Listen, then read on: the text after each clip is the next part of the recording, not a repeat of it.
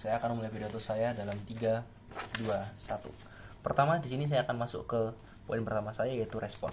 Di sini, lawan pernah mengatakan bahwa keinginan terbesar orang tua pada dasarnya adalah ingin anak itu bahagia, meskipun dengan cara non lukratif.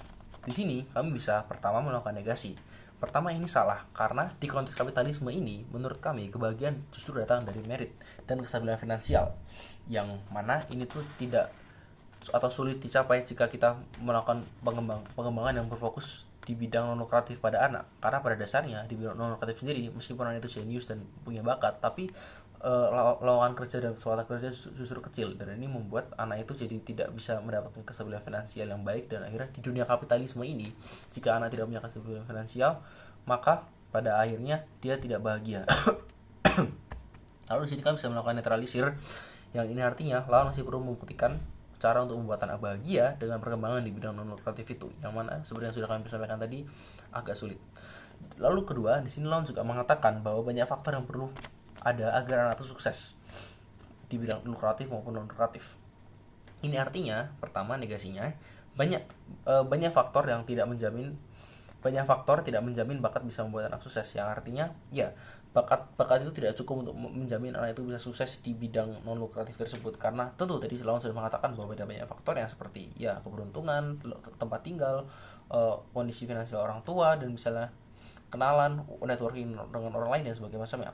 Dan di sini akhirnya kami bisa melakukan flip dengan mengatakan bahwa di kedua sisi kami akan kesulitan untuk membuat anak itu sukses pada akhirnya. Namun di sisi kami, setidaknya anak itu mempunyai modal, yaitu anak itu memiliki pengembangan yang berfokus pada bidang lukratif. Artinya mereka punya modal yang benar-benar bisa kontributif di masyarakat, dan akhirnya mereka punya merit yang tinggi. Dan di dunia kapitalisme ini merit tinggi artinya mereka dibutuhkan di banyak orang, dan mereka punya modal yang baik, dan akhirnya mereka bisa menjadi orang yang berkontribusi di masyarakat, lalu bisa menghasilkan finansial yang stabil. Sekarang saya akan masuk ke poin kedua saya, yaitu argumen. Judulnya realita kapitalisme. Di sini masalahnya, saya akan masuk ke poin pertama saya. Masalahnya di sini sebagai orang tua, kita jelas ingin anak kita tuh bahagia. Tapi apakah kebahagiaan anak-anak bisa terjamin hanya dengan memenuhi minat bakatnya sebagai anak jenius non lukratif? Faktanya di dunia kapitalisme ini, merit itu jadi faktor penting. Apakah individu itu terima di masyarakat atau enggak? Dan jika anak kita fokuskan ke pengembangan di bidang non lukratif, tentu awalnya dia akan senang mendapat afirmasi dari orang sekitarnya karena dia mungkin selalu di bidang apa, mungkin musik klasik atau semacamnya yang mana orang lain nggak bisa. Namun apakah afirmasi dan dari individu lain ini bisa menjamin anak tak bahagia saat tua nanti di dunia, terutama di dunia kapitalisme ini? Itulah kenapa kami memilih untuk kami setuju bahwa misalnya anak yang didukung di bidang yang pengembangannya didukung di bidang non lukratif itu akan cenderung lebih bisa sukses dan bahagia. Lalu sekarang saya akan masuk ke alasan perubahan pembuktiannya. Di sini kami akan bikin mekanisasi. Lalu kita masuk ke poin pertama dari mekanisasi saya. Bottom line-nya di sini kami ingin membuktikan bahwa pengembangan di bidang lukratif itu bisa memberikan kebahagiaan ke anak lewat stabilitas finansial di dunia kapitalisme ini. Lalu untuk aktornya, di sini aktor yang berubah adalah orang tua, di mana mereka di sini jadi lebih paham akan kebahagiaan yang akan diraih anak, yaitu kebahagiaan finansial. Karena apa? Karena kebahagiaan finansial itu esensial terutama di dunia kapitalisme ini, di mana orang-orang itu bisa bahagia pada akhirnya jika mereka fokus untuk mempertahankan kestabilan finansial mereka dan juga tetap menawarkan merit ke orang-orang di dunia lain, dan akhirnya jadi kontributif dan menjadi bagian yang berguna bagi masyarakat. Lalu akhirnya mereka punya uang dan akhirnya mereka bisa bahagia.